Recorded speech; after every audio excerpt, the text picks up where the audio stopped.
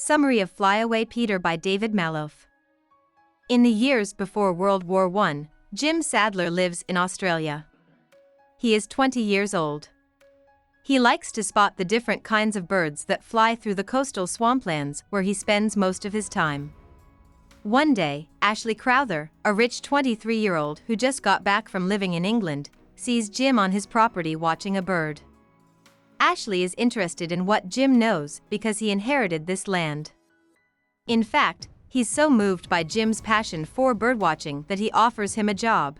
He'll pay him to make a list of all the birds he sees on this piece of land, which he and Jim both agree should become a sanctuary. Jim takes Ashley up on her offer and is glad to have a new friend. Not long after Jim starts his new job, he meets Miss Imogen Harcourt, a middle-aged woman who also likes birds. One day, he sees her taking a shot of a sandpiper while he uses his glasses to look at the same bird. Jim goes to her cabin and looks at her pictures because he wants to meet her. They quickly become friends. Miss Harcourt, for her part, is struck by how much Jim cares about birds and how hard he works at it. Jim loves this happy time when he gets paid to do what he likes. But when news of World War I finally gets to Australia, this happy life takes on a different feel. During a short trip to Brisbane, Jim gets the feeling that something has changed in the air. Everyone around him is happy and excited, and he sees young men enjoying the news of the war in bars. They have just joined the military and can't wait to get into the action. Jim spends an uncomfortable night in a boarding house and then goes back to the refuge, where he continues his peaceful life, even though he knows that the war will take him away soon. Jim puts off joining the army while lots of young Australians move to Europe. He can't help but see that the world is changing, though. Because of this, he finally joins the army, thinking that if he doesn't, he'll never understand why everything around him is so different. Jim is in the service with a group of Australians. He starts to like Clancy Parkett, a joker and troublemaker who likes to talk about his time as a womanizer. He also makes friends with an Australian beekeeper named Bobby Cleese. Bobby likes to talk about fishing in Deception Bay, which Jim finds comforting and familiar. He also finds comfort in the birds that fly above him because they remind him of his life back home and that the war hasn't changed the way nature works. Clancy talks Jim into sneaking out to a homemade bar in a nearby town the night before they have to move to the front of the line. As the two friends walk away, a young soldier called Eric Sawney runs after them and asks if he can join. Eric is a child who doesn't look old enough to be a fighter. He quickly became attached to Clancy and has been following him around ever since. Clancy drinks hard booze and tells a long, confusing story at the bar. At first, Jim thinks this story is about another one of Clancy's adventures as a young man who likes to flirt, but by the end, he sees that his friend is telling a more serious story about a woman Clancy must love and who had something to do with his decision to join the army. When Jim's army gets to the front line, he finds out how bad it is to be in the most dangerous place on the battlefield. The worst part isn't that the Germans are so close. The worst part is that the ditches are full of water, rats, and the smell of dead bodies, because bodies have been poorly buried right in the lines themselves. Then there is, of course, the violence.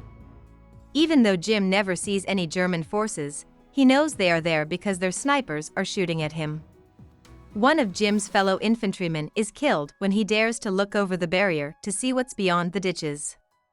Even when combat isn't on the front lines, violence is everywhere. One day, Jim was moving ammo from a truck and waiting for Clancy to bring him water when an explosion happened. The blast threw Jim through the air. Eric, who was sitting close, is screaming when he hits the ground. When he looks back at the boy, he sees that his legs have been blown off. Before he can help, he sees how much blood is on him. When he can't find Clancy, he realizes the horrible truth. He is covered in the only thing left of his friend, who blew up and turned into a bloody mist that sprayed over his body.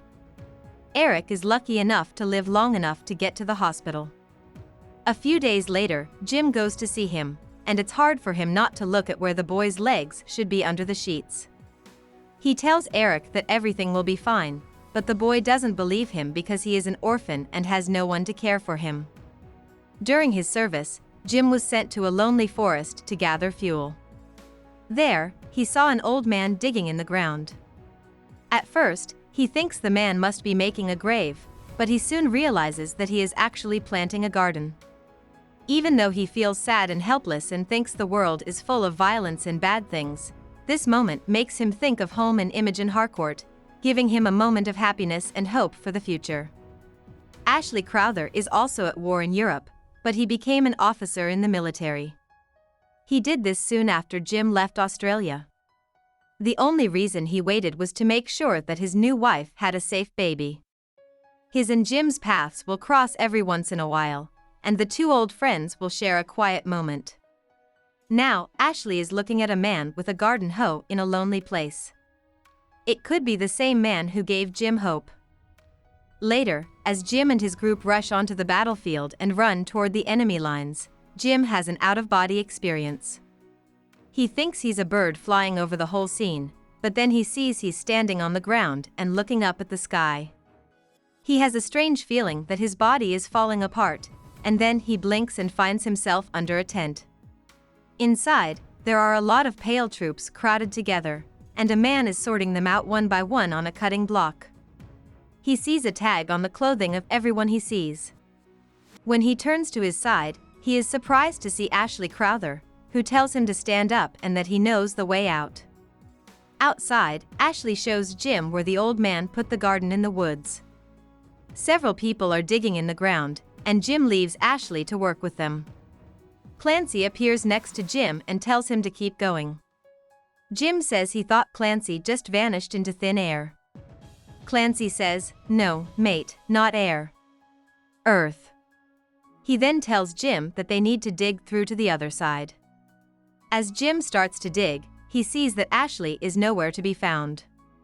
He focuses on the job at hand, thinking that this steady digging into the earth might be what hands were made for, just like wings were made for flying over the curve of the planet to another season.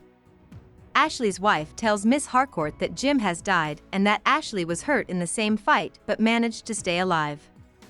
Miss Harcourt likes to go to the beach these days and watch the waves hit the sand.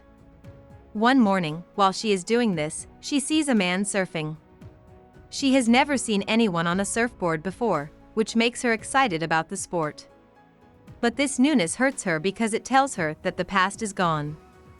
This makes her think about how much she misses Jim, which makes her sad.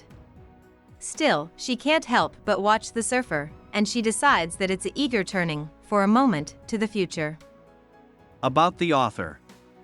David Malouf grew up in Queensland, Australia. He is part Lebanese and part Jewish. After he graduated, he split his time between Australia and Europe, where he taught English at a number of high schools and colleges. In 1962, when he was in the middle of his teaching job, he published a book of poems called For Poets. This was his first big break as a writer. Even though he mostly switched to writing novels in the mid-1970s, many reviewers and Malouf himself think that his early work as a poet is a big part of what makes his prose so tight and beautiful. Malouf's second book, An Imaginary Life, was highly praised and came out in 1978. He then quit his job at the University of Sydney to write full-time. Malouf has written 9 books and a lot of other things, like collections of poems and short stories, articles, and even the scripts for a few operas. Hope we summarized it fully and you liked it. Please hit the like button and subscribe to our channel so that we are motivated to create more videos.